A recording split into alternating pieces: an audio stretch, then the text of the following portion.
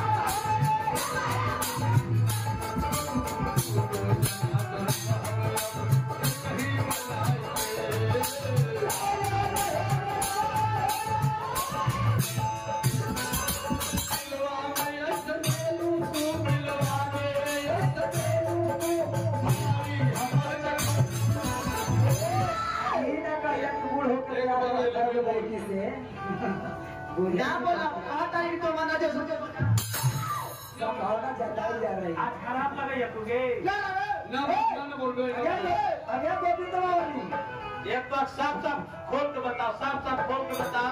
बोल बाला से करा दे कि देवा से डॉक्टर भैया बोल दे पाऊं के जा रहा ए राजू जा के जा रहा रहा हूँ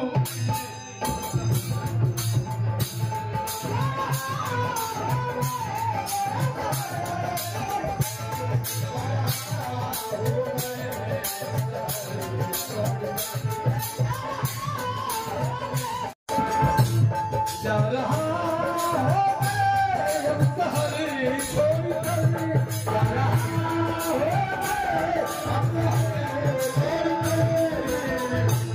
दाखिली से तो कही था लेकिन तू हमारा नजर से हट जा।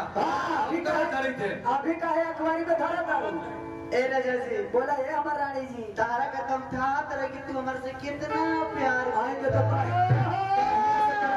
ना लोगे तुम्हारे हमारा से कुल मिला के प्यार तू करेलू ना। अच्छा तो तू जब प्यार करेली तो हम का प्यार करेला। आए हो मेरे